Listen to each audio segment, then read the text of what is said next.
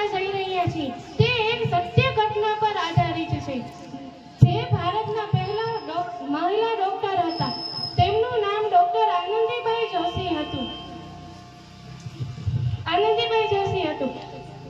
તેમણે 1883માં MBBS ની degree પ્રાપ્ત કરી હતી. તેમના પરિવારની રૂઢિર વિચારસરणी आखिर एक बेटी का बाप जो ठहरा, अब उसके हाथ पीले करने का समय आ गया है। पर हमारे आनंद तो अभी तो उसके पर लिखने और खेलने कूदने के। देख पार्वती, लड़कियां पराया धन होती है और जितना जल्दी है घर से विदा कर दे उतना ही अच्छा है। कल से आनंद की पढ़ाई लिखाई बंद। पर बापू, इसमें मेरी क्या गलती है? आप मुझे पढ़ाई करने क्यों नहीं देते? तेरी गलती है, तू एक लड़की है। अगर लड़का होती तो क्या बापू?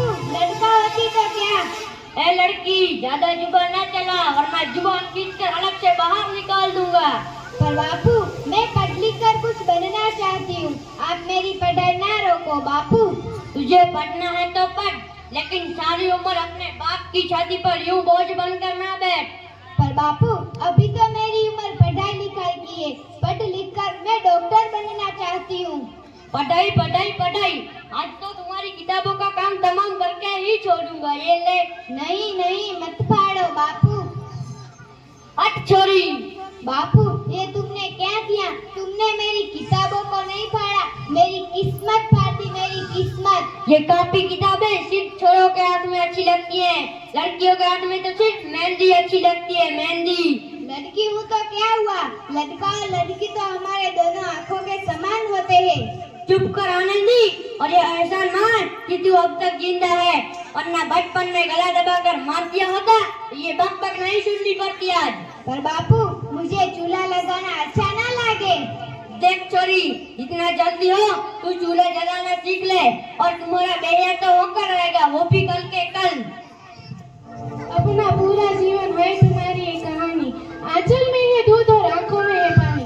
मुझे माफ कर दे बेटी, तेरे बापू के जिद के आगे मेरी एक ना चलेगी। मुझे माफ कर दे बेटी, मुझे माफ कर दे। इस प्रकार मात्र 9 वर्ष की छोटी उम्र में आनंदी का विवाह गोपालराव जोशी से हो गया। बाल विवाह एक सामाजिक कृति है।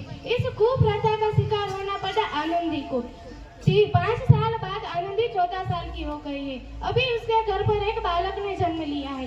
आगे देखते हैं होता है क्या।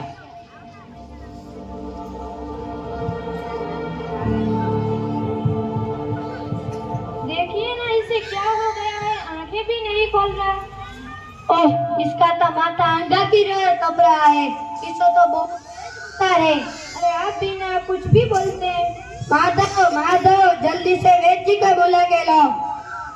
जी हाँ सेठ जी, वेद जी को बुला के आता हूँ। ये क्या कर रही हो आनंद? मैं भगवान की विभूति लगा रही हूँ। बंद करो ये सब, अंधविश्वास है। अरे आप यकीन तो कीजिए, देखिए इसका माथा भी ठंडा हो रहा है और बुखार भी उतर गया। बंद करो पागल। आप यकीन तो कीजिए, है ना बाबू? आंखें खोलो बेटा, आंखें खोलो, तुम्हें तुम्हारी मम्मा बुला रही है, आंखें खोलो। हमारा बेटा कभी आंखें नहीं खोलेगा। माधव।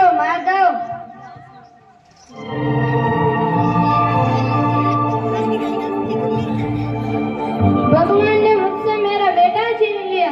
भगवान ने नहीं, तुम्हारे अशिक्षा और अंधविश्वास के कारण तुम्हारा बच्चा छीना गया है। तुम अगर पढ़ी लिखी होती तो हमारा शिशु अभी जीवित होता। तुम अनपढ़ की अनपढ़ ही रहोगी। अनपढ़? मैं नहीं रहूंगी अनपढ़, मैं भी पढ़ाई करूंगी ताकि कल किसी और आनंदी को इलाज के अभाव में अपना बच्चा ना खोना पड़े। शाबाश आनंदी, ये तुम्हारे पापों के लिए प्रायश्चित है।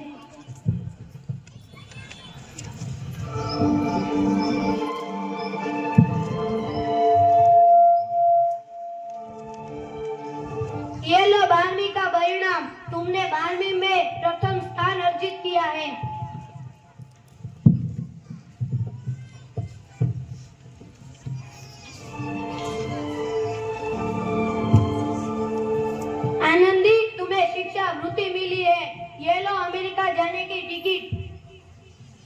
मुझे शिक्षा वृत्ति मिली है, मैं अमेरिका जा रही हूँ, लेकिन ये सब मैं अकेले कैसे कर पाऊंगी?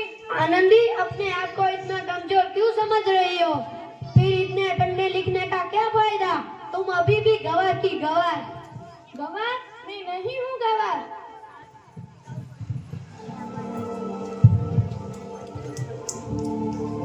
तो इस प्रकार 7 अप्रैल 1883 में आनंदी अमेरिका के पेंसिल्वेनिया के लिए रवाना हुई और 3 साल बाद उन्होंने डॉक्टर ऑफ मेडिसिन की उपाधि प्राप्त की। यहाँ आनंदी के पिता की तबीयत बहुत खराब है। आगे देखते हैं होता है क्या।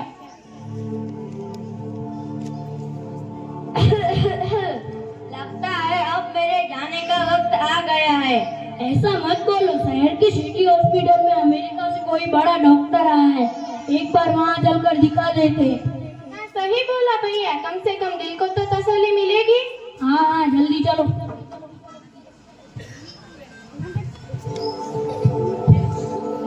इस मरीज की हालत तो बहुत ही खराब है, कोई चमत्कार ही इसे बचा सकता है।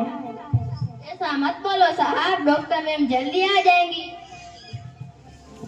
लो आ गई डॉक्टर मैडम। डॉक्टर मैडम जल्दी देखिए, इस मरीज की हालत तो बहुत ही खराब है।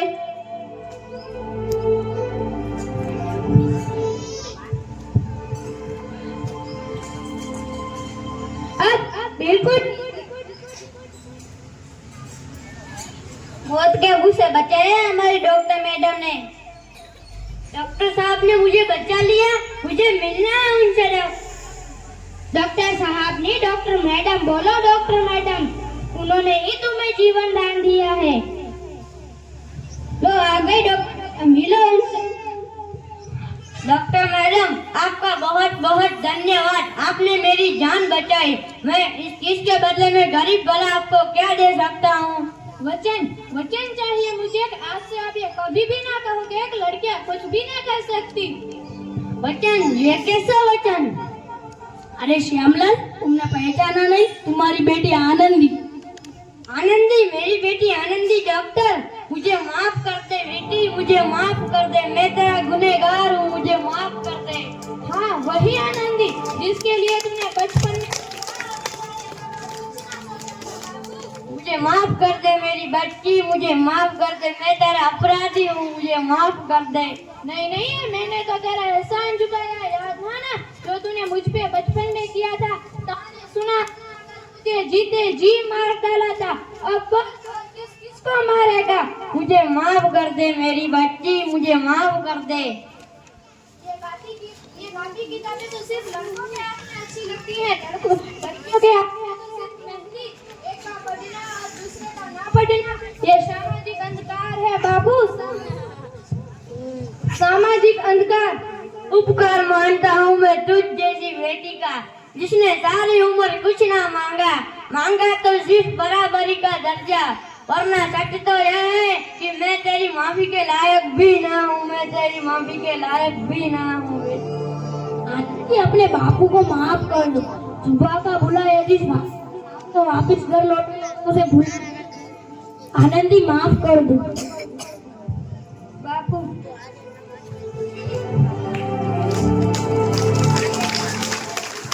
तो इस प्रकार आनंदीबाई जोशी ने अपनी